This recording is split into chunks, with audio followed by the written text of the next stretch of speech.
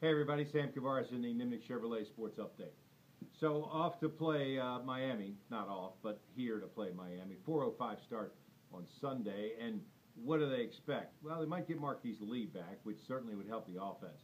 But it's more of a mindset. I think Gus Bradley probably had to do some soul searching after what happened on Sunday, because was it the players weren't prepared, too young to figure out how not to lose instead of how to win a game?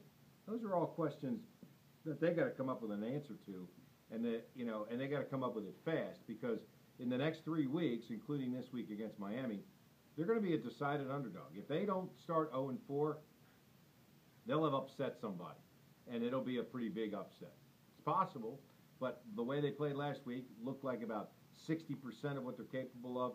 They're not going to beat anybody. And if they think that they're going to go to Tampa and beat the Bucs, don't you think that the Bucs are looking at that game thinking, this might be the only game we win this year by beating Jacksonville? So the Jaguars are certainly capable of better. 2 years ago, they probably didn't have enough talent. Last year, they were young, particularly obviously at quarterback, and didn't really kind of understand how to get this done. This year, it's kind of a lot of those reasons, call them excuses if you will, are falling by the wayside. They've got enough talent on the roster to compete. I know they're injured, but a lot of teams have injuries. And they've got to show that they've got that moxie, that swagger that you need in the NFL to get this to the next level. It should show up this week against Miami. Whether it shows up at a win or not, hard to say. But they need to look like a different team when they take the field against the Dolphins.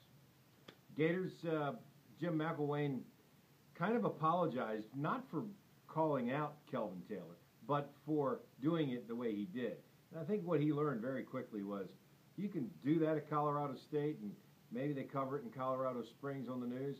You do that at Florida, it's the lead story on ESPN and every other cable sports network. I mean, that is a big program with a high-profile situation, and the coach is a very high-profile guy. I thought he handled it very well, particularly when he said, look, I'm not perfect, and I took an earful from my mom. That's a big statement for him to make this early in his career at Florida. He's not a youngster, that's for sure, but McElwain, I think, is still headed in the right direction there with the Gators. Florida State versus Boston College, ridiculous Friday night game. I know they don't have anything to do with it, but come on. Friday night in September, that's high school football. Do not put a college game on Friday night on national television.